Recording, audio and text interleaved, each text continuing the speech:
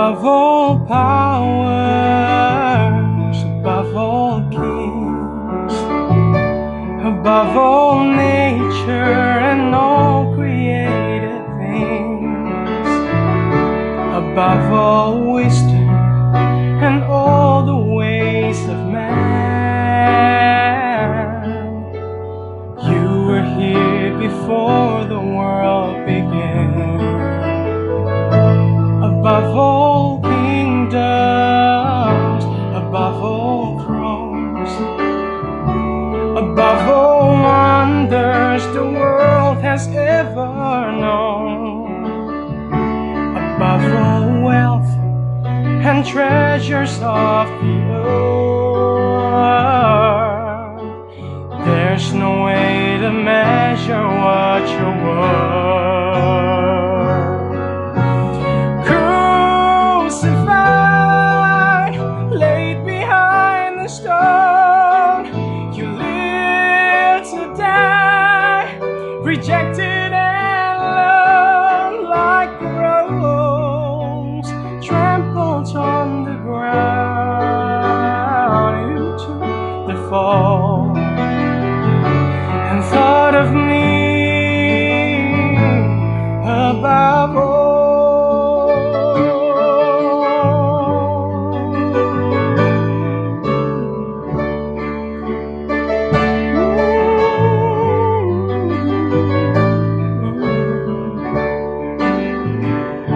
Above all kingdoms, above all thrones, above all wonder the world has ever known, above all wealth and treasures of the earth, there's no way to measure what you're worth.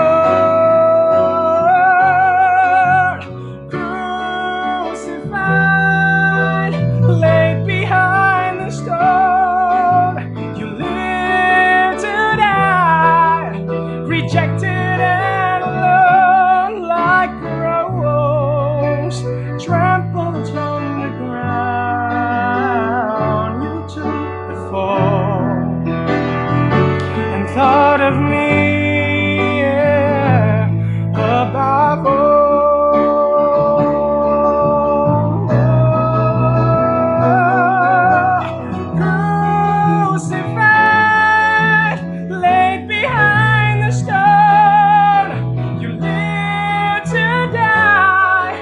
Rejected and alone like a rose, trampled on the ground.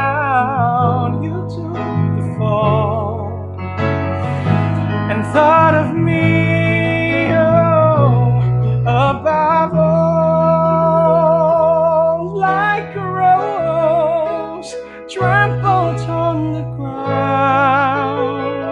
You took the fall and thought of me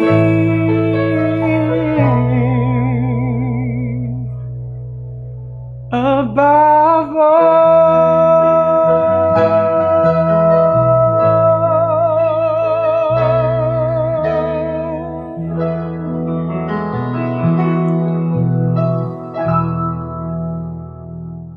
Saudaraku, Bapak Ibu yang dikasihi Tuhan Yesus, sebagaimana dikatakan tadi, bahwa tema khotbah hari ini, harapan itu masih terbentang. Itulah tema khotbah kita dalam Saturday morning. Dr. Sue Morris, seorang psikolog, dalam bukunya Overcoming Grief, mengatakan pengharapan adalah suatu perasaan yang sifatnya menantikan pengalaman positif untuk diri sendiri dan untuk orang lain. Sedangkan dalam Kamus Besar Bahasa Indonesia, harapan berarti selalu menantikan dalam kepastian. Dan dalam cara hidup berpikir positif, pengharapan itu dikatakan tidak ada masalah yang tidak bisa diselesaikan. Itulah harapan. Dan harapan dalam Alkitab atau di dalam Tuhan bahwa harapan tidak pernah hilang. Bahwa kita ketika merasa satu pintu tertutup, Tuhan akan membuka bagi kita pintu yang lain. Amin. Yes. Saudaraku, sebelum kita membaca firman Tuhan, mari kita berdoa. Allah yang pengasih, yang penyayang, di dalam nama Yesus yang menghapuskan salah dan dosa kami, yang memampukan hamba berdiri di mimbar khotbah saat ini, yang memberkati umat-Mu sebagai pendengar dan pelaku firman yang baik. Berkati kami ya Tuhan, melalui kuasa Roh Kudus, Roh yang mengajari kami, memampukan kami, Roh yang memberikan lebih lagi kepada hamba untuk berbicara sebagai alat Tuhan. Terima kasih Tuhan Yesus. Di dalam nama-Mu kami siap dan sedia untuk mendengar. Amin. Amsal pasal 23 ayat 18 sampai dengan ayat 21. Bagi kita yang membuka punya Alkitab, mari kita baca sama-sama. Amsal pasal 23 ayat 18 sampai dengan ayat 21. Dikatakan di sini, karena masa depan sungguh ada dan harapanmu tidak akan hilang. Hai anakku, dengarkanlah dan jadilah bijak. Tujukanlah hatimu ke jalan yang benar. Janganlah engkau ada di antara peminum anggur dan pelahap daging, karena si peminum dan si pelahap menjadi miskin. Kantuk membuat orang berpakaian compang-camping. Harapan itu masih terbentang. Kalau kita lihat saudaraku, kondisi dunia saat ini, semua diperhadapkan kepada keterbatasan. Kita tidak leluasa seperti tahun-tahun yang lalu. Mau berpergian, mau keluar rumah, kita dibatasi oleh waktu, kita dibatasi oleh masker. Kita lihat di media sosial bagaimana di negara tetangga, ketika kedapatan tidak memakai masker, hukum berjalan, langsung ditangkap dan diborgol, tidak memandang seorang wanita atau seorang pria, seorang anak atau orang tua. Hukum harus ditegakkan. Inilah keterbatasan-keterbatasan yang kita hadapi. Saudaraku, ketika menghadapi kondisi saat ini, tidak lepas kita dari hari lepas hari mendengar keluhan orang yang kena pemutusan hubungan kerja, yang dipotong pendapatannya, bahkan usaha-usahanya, dagangnya sepi, kendat-kendut. Apa kendat-kendut? Saya juga tidak tahu. Tapi dalam arti sudah Senin, Kemis, bahkan ada yang sudah usaha yang sudah tutup. Tapi firman Tuhan mengatakan, harapan masih terbentang. Harapan tidak berakhir. Ketika kita juga mendengar ada orang yang sakit penyakit yang terbaring di atas tempat tidurnya di rumah ataupun di rumah-rumah sakit. Bahkan sakit yang sudah berbulan-bulan, bertahun-tahun.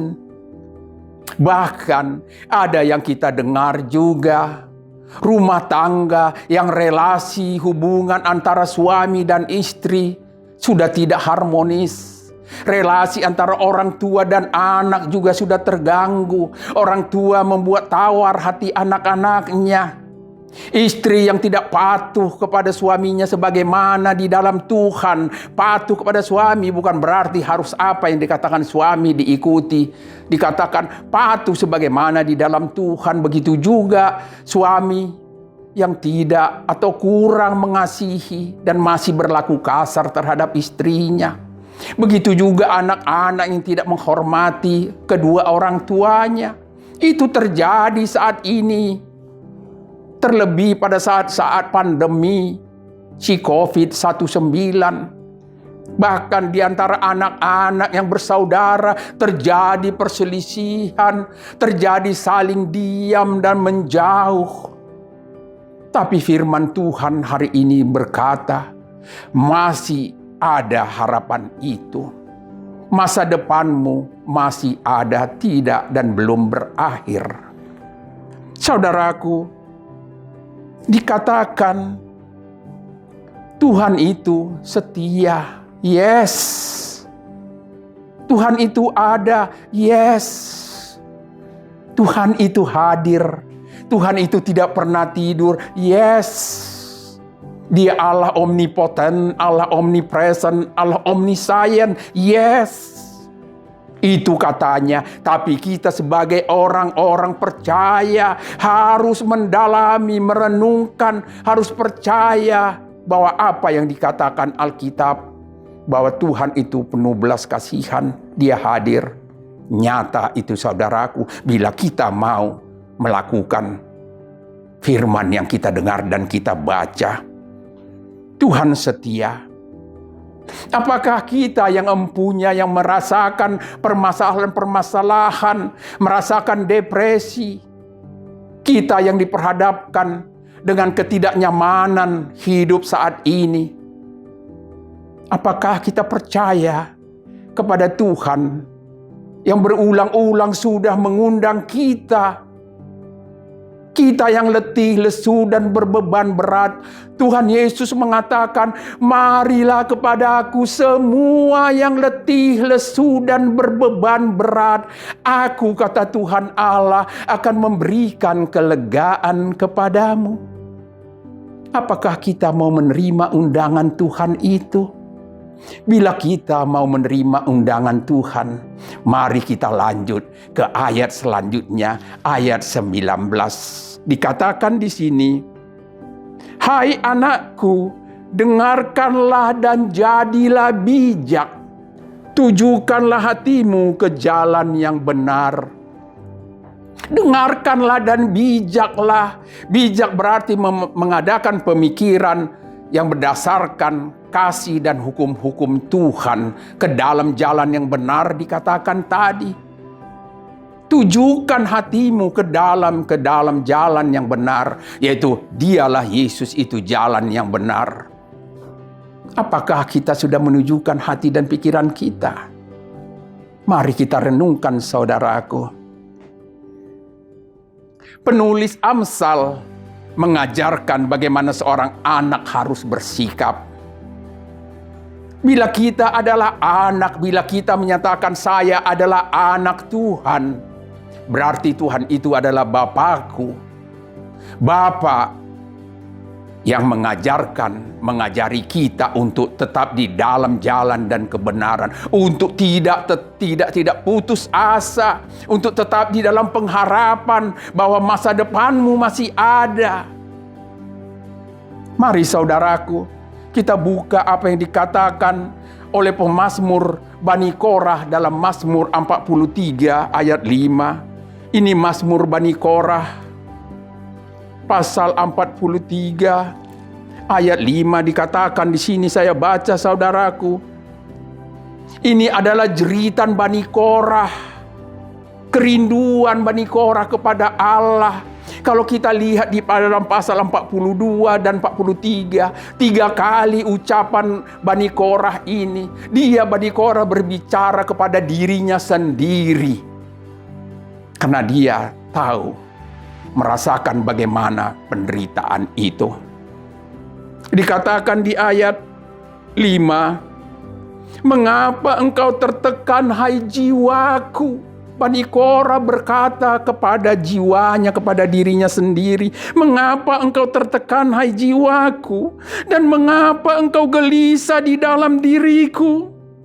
Berharaplah kepada Allah, sebab aku bersyukur lagi kepadanya.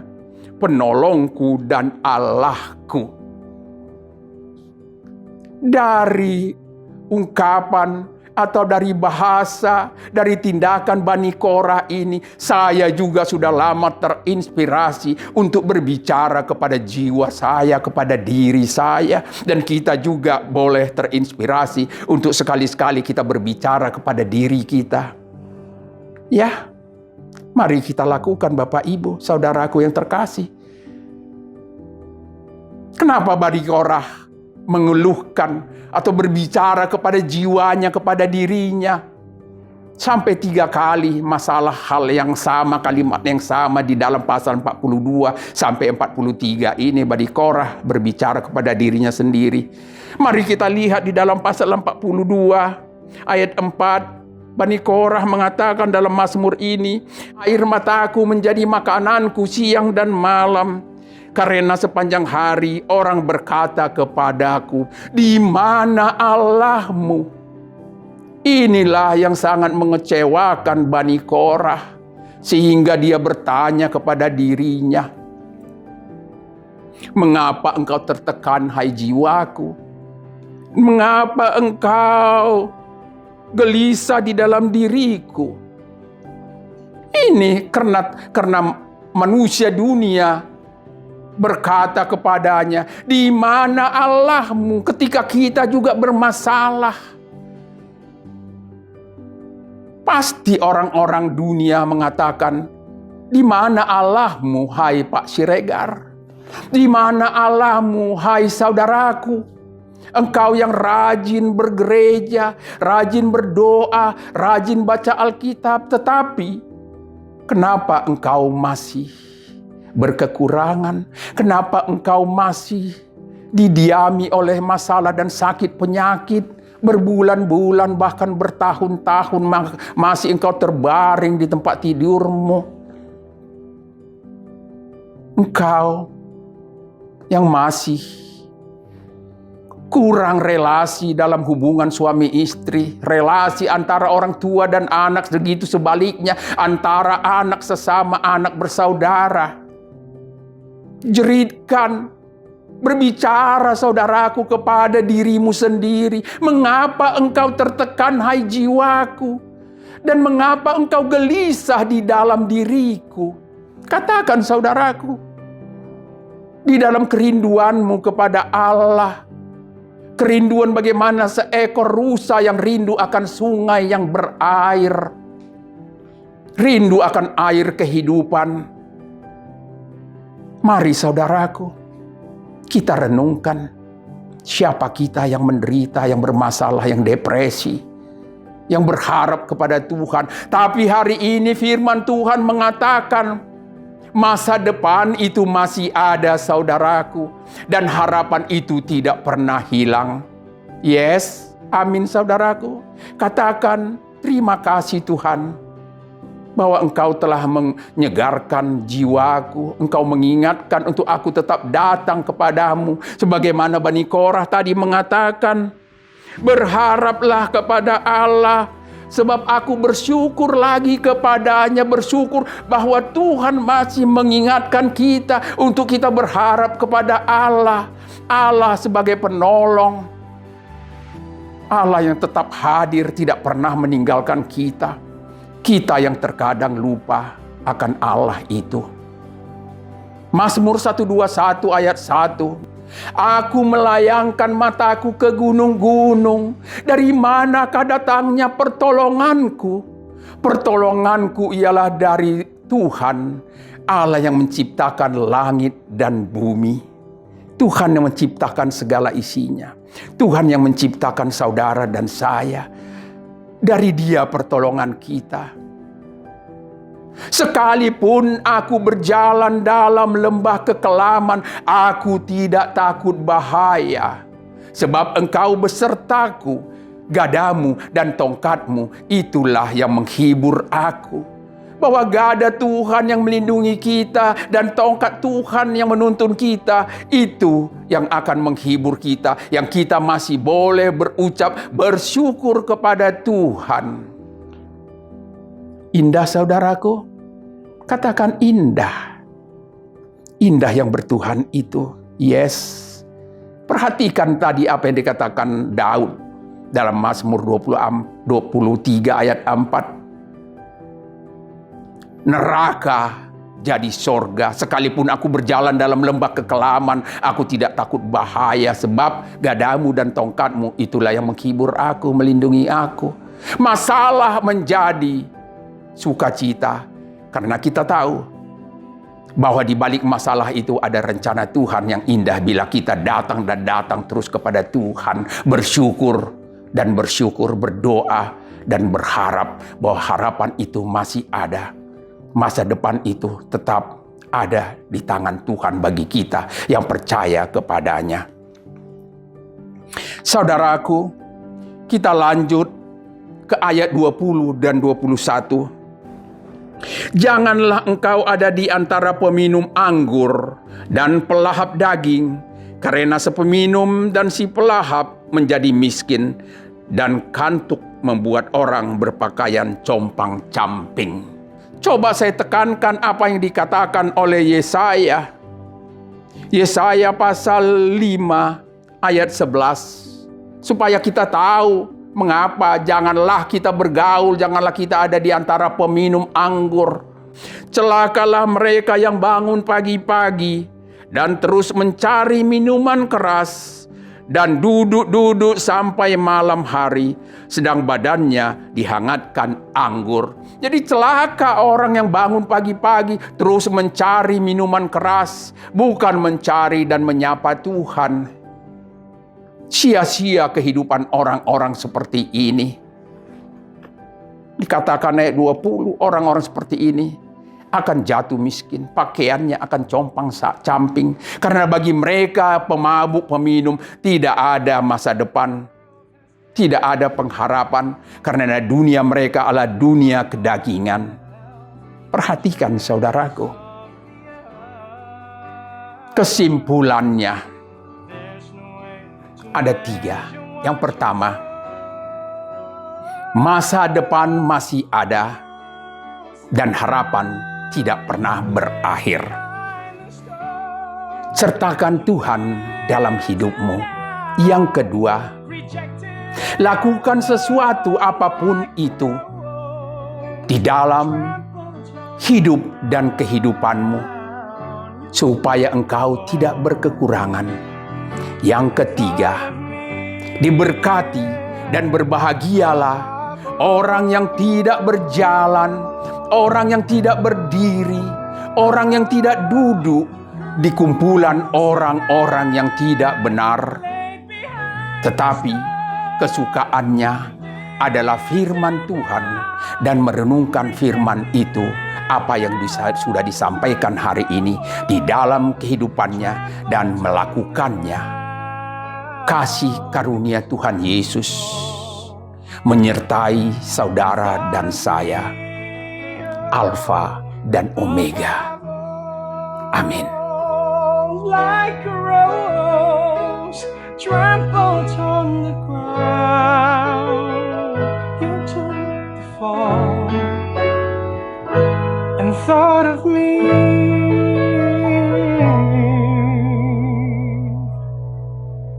Above all